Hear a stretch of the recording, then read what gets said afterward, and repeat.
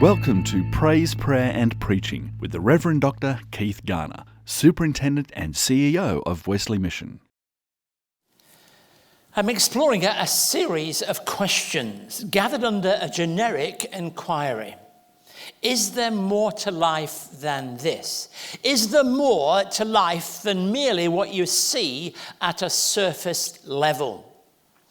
After asking questions concerning human identity and community engagement, asking those questions about what it is that makes us who we are, then our attention becomes deeply more personal as I explore that question, does my life have a purpose? Here in the Wesley Theatre, we've been talking about volunteering and engaging in life and discovering that life is more about what I do for myself. So this question seems to fit very clearly into that question about what is life about? What are we all engaging in? I remind those that were not with us last week and those at home that last week we addressed that question that really underpinned the fact that some people think happiness is all about that narrow sense of definition. If my home's okay, if my family's okay, if my job's okay, if I have enough friends or money or those things to support my life, then that's okay. But all of us have come to see, at some measure or not in our lives, that there are other sides to that. Tragedy can strike in the certainly most unexpected ways. And you may in a trajectory be moving along and feeling all the world is fine, and then one day the world changes for you. Jobs, career, interest in life, they can change. Close relationships that you thought were unbreakable, immovable, yet something happens. And dramatically, the world has shaken for you. Material advancement can pass us by. And so this question about does life have a purpose needs to be a much deeper question to be asked and answered in terms of our living. If life's purpose is understood only in terms of me being happy, then it may disappear as swiftly as a morning mist. My starting point is that our purpose is bound up with God's purposes. Our human identity, what we are as human beings, is rooted in God. That's where we began when we talked about the 8th Psalm. We recognize not only is our human identity in God, but we have a deeper purpose than just that kind of scurrilous individuality that is dominating our society today. We're called not only to be people in God, we are called to be a people in God. To discover that we're called to join hands and suddenly be part of something far bigger. The fact that we can't see God doesn't alter his call to humanity and his call to us. We can't see the wind, but surely in our Sydney spring, we know it's there, as clear as anything. I go outside in our garden, there's a gum tree behind us. And I say every time I go to the car, I think they're all down now. All the mess is down now. And then I go out the next day and say, I think it's getting nearer now. And it goes on for weeks. We know that the wind is there, though we cannot see it. We cannot see electricity, but with confidence we switch the light. We cannot see the air, but we know we can't live without it. Life has an ultimate purpose. And it's ours to discover. Words don't just fly onto the page of a book to create a novel. Some thought behind purpose makes it fall in that way. A book has an author, a painting, an artist, a building, an architect, and God has given purpose to life. He has said to us, there is something for you to be and do. Something quite clear and distinct. We read the words of Jesus in John 10 that were read to us just a few moments ago. We remind ourselves that Jesus illuminates the purpose of life when he says, I have come that they may have life and have it to the full. Have it completely. Having spilling over in purpose and identity. As contemporary city folk, when you read John 10, you can struggle with it because generally speaking, we don't understand enough about sheep today in our world. But the world of Jesus was a world that taught us much from his own environ in the Galilee. And sheep were regularly there. And the pattern and lessons that we learn from their activity has much to say to us. And the life and purpose that Jesus came to bring us was something that was an overflowing experience. It wasn't just survival. It's not about how long you live. It isn't about size. So therefore, it's not about achievement in an earthly sense. It's much more than that. It's deep, it's profound. And that calling is to each and every one of us. On a Sunday when we distinctly think of the importance of volunteering, it's good to remind ourselves that life is more than our family, more than our career. It's closely linked to what we do as we give ourselves to a greater, higher, deeper purpose than just ourselves. And I want in the circle of people's search for purpose, to put a stake firmly in the ground, to say the Christian faith is not just about me and my belief. It is not just about me enjoying God. It is God has given to human people purpose. And that purpose far exceeds the purpose that many people enjoy in their lives day by day. It's something that is profound. You see, the purpose of life is life with a capital L. Not just existence, something more than that. Throughout history, God's message has always been about quality rather than quantity. Woody Allen's had a mention in this series already. His cynical attitudes has provided many a speaker with quotes, not always, invariably not positive. In Annie Hall, we're confronted with these words. Life is divided up between the horrible and the miserable. Take your choice. Sometimes you meet people who've got a very negative outlook on the world. You've seen them, haven't you? I mean, I've sat on the train and listened, and everything in me wants to get up and say, has there nothing positive in your life? I've heard people talking about their jobs. I've hoped that the people who work here don't talk about their jobs like they're talking about theirs. Talking about it so that 40 people in a carriage all overhear it. Negative.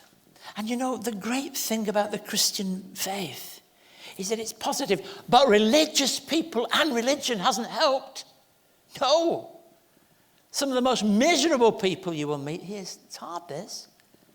They're religious. And some of the concepts that people have about life are determined by such a negative outlook on the world. Jesus came into this world to breathe life and hope and purpose. And that's what he does. He offers it to us. If we take a serious look at the New Testament, we see one who brings joy and peace and deep satisfaction. You know, at the moment I'm walking. You see, I've already put 30 steps on during this service.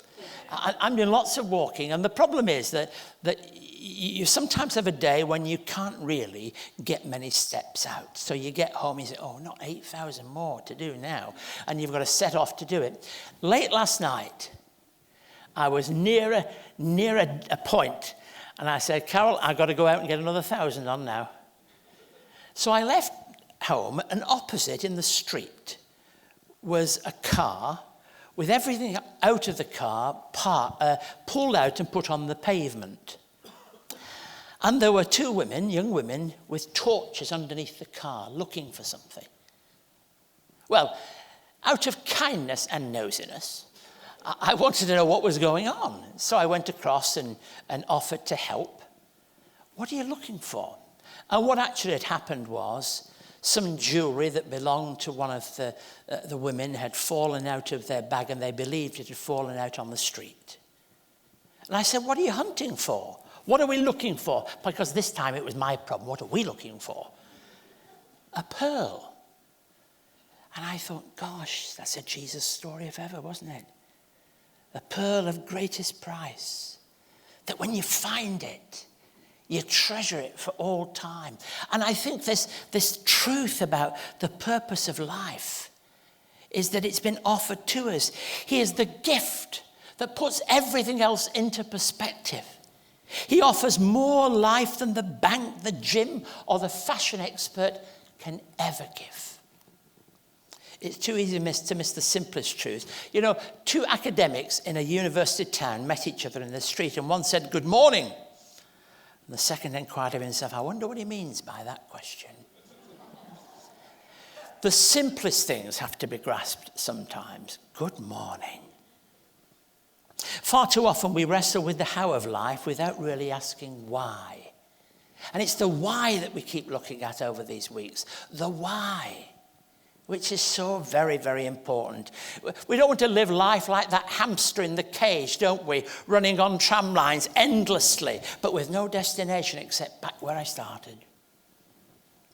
A person once concluded, "I dig the ditch to get the money, to buy the bread, to get the strength to dig the ditch." And there are many, many people who live within the arena of futility, who feel that life is nothing more than existence, that life is nothing more than achievement. And this can be at the highest level. You can be reaching out for the finest university degree. You can be in a career reaching out to the next level of promotion and still have never addressed, let alone answered the question, why? Why are we about what we do? Paul, when he wrote to early churches, used that word abundant. He talked about abundant life, something that's more than existence. Have we really discovered the quality of life that God longs to bring to us? Now, we've just lived through an American election. Now, has anybody missed out on that? I don't think so. So I'm not going to bring the whole tenor down with any conversation about that. But I do want to remind you of something that I was moved to read years ago, when Chuck Colson was traveling the world and telling his story as the hatchet man. You know, we know all about that, don't we? The Watergate affair and how it shook American politics to foundations. He was known as the hatchet man, the Republican tough guy. Well, he writes, he found Jesus Christ. And through Prison Christian Fellowship and other organizations, he knew what it was to understand what it is to be a prisoner in a cell.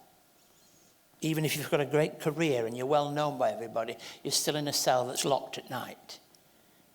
In his autobiography, he tells of a Christian fellowship gathering one night, years later in Washington, D.C.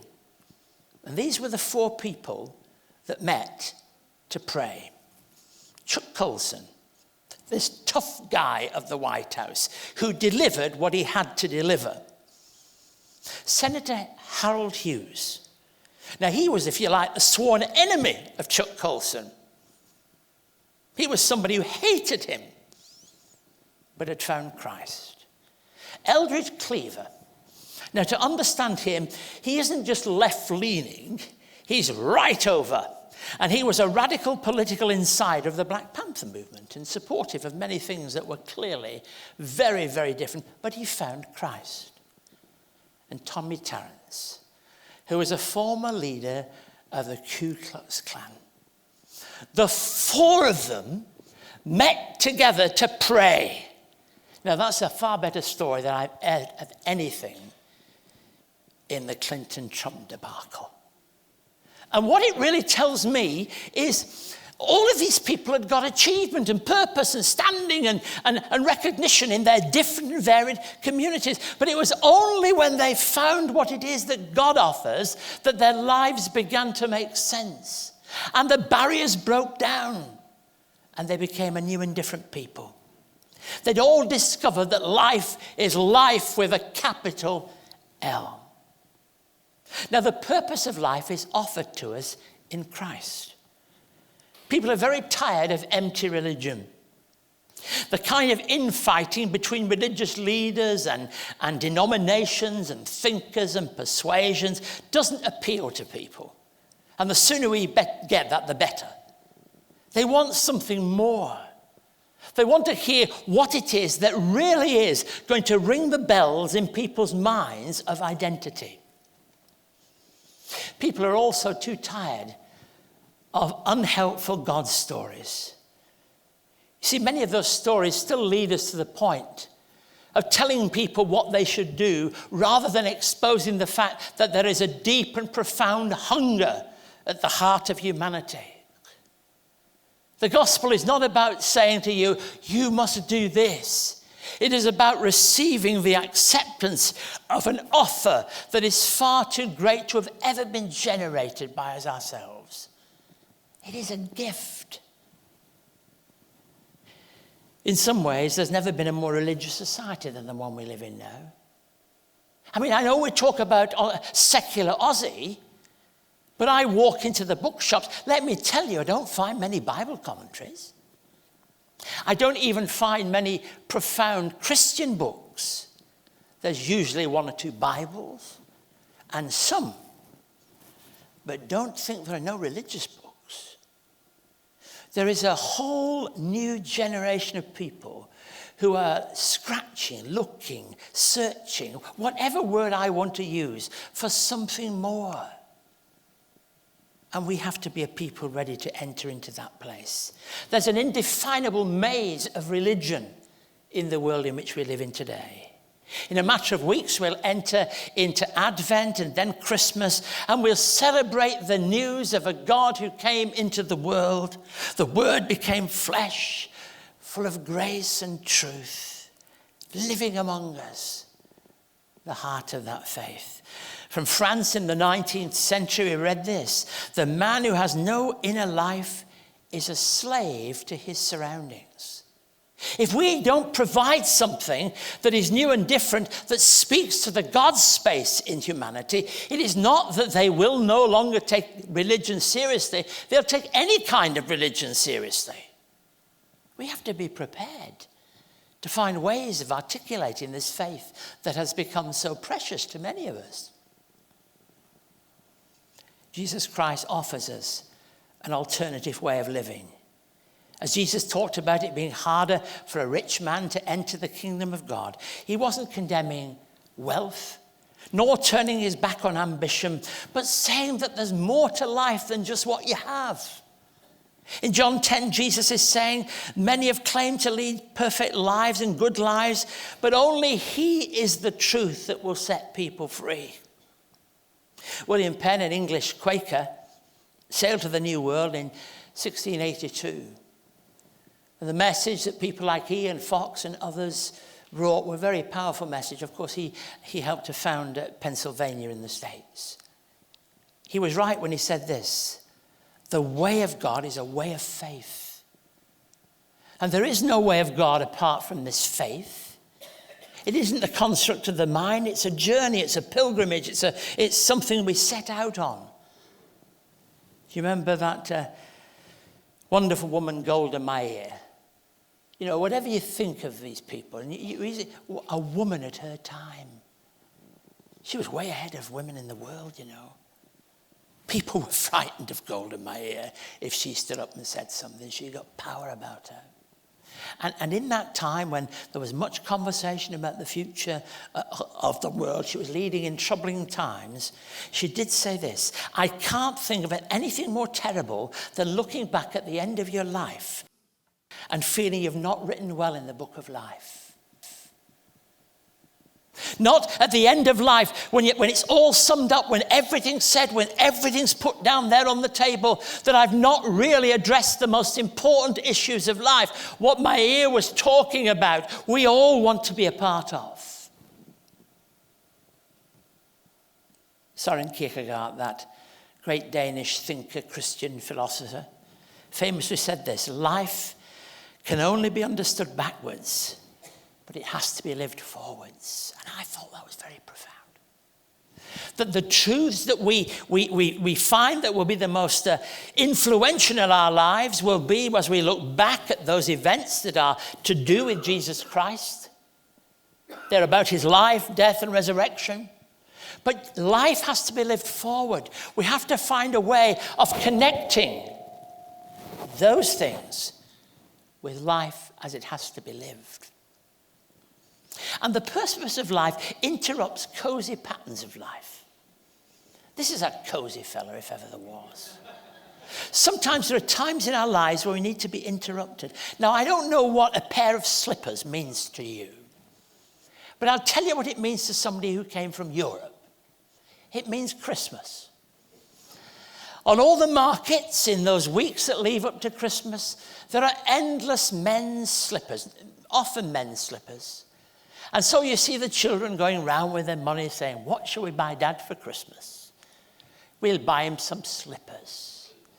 And many a dad has learned how it is to my mother bought me some not a few years ago. And I thought, life has gone right round in a big circle here, you know. And we buy those slippers, and many a parent has had to say, they're lovely. But they represent something. They represent warmth in the time of the winter cold. They represent relaxation. Kick off your shoes, stick on your slippers. They represent taking it easy. Now, I've got to be careful how I say this. I don't want to play into what we've traditionally known as the Protestant work ethic at its worst. But Christianity isn't about taking it easy. It isn't about kicking off our shoes and sticking our slippers on. God comes into our world and interrupts our coziness with a grand vision. Thomas Lamont, in the context of business life, famously said, life is what happens to us while we're making other plans. That's what life is about. And in the life moments, we discover what it is that God wants from each of us. The question of life's purpose is to affirm that something that is the antithesis of life, which is lived as a collection of random events and things that occur, it is an abiding sense of purpose and direction. The Christian faith is unique and makes clear and unique demands upon people. Our lives can be interrupted by the claims that are made upon us. A Presbyterian minister was invited to address a classroom of university students. He began the meeting by asking the question, what are you living for? One student responded, I'm going to be a pharmacist. The minister listened, and then he pursued his point. I understand that's how you hope to earn your living. I understand that that is going to be your career. But what are you living for? And there was a silence around the room, as a room full of intelligent young people were considering a much deeper question now. Sir, I'm sorry, I haven't thought that through yet. And you know, I meet people 30, 40, 50 years on who still haven't answered that question. What are you living for? What if everything was stripped away that was insignificant would be left? What is the ultimate purpose of your life and mine?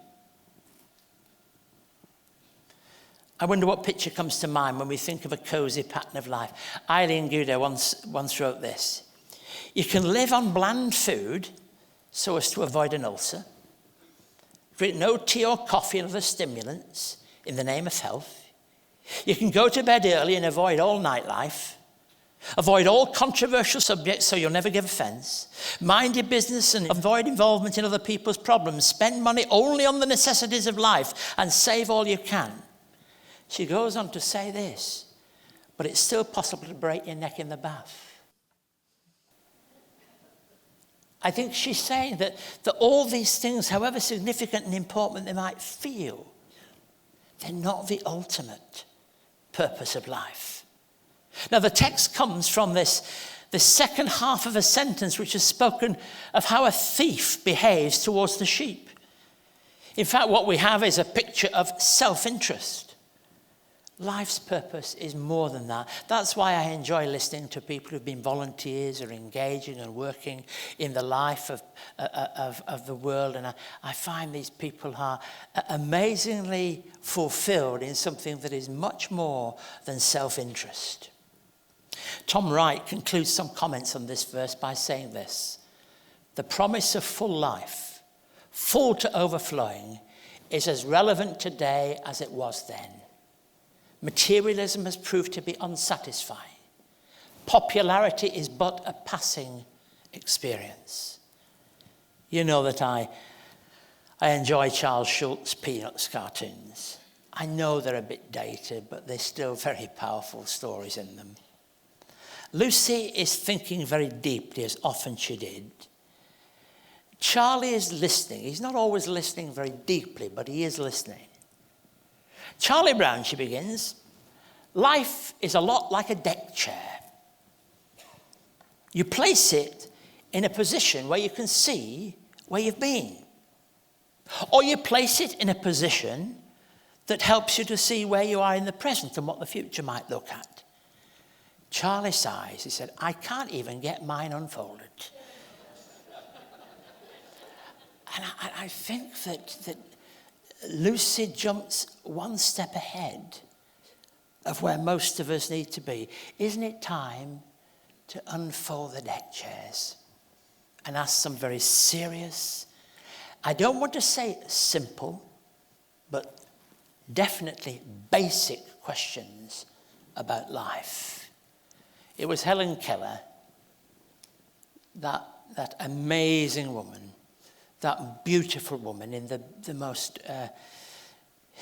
positive sense that you can say those words.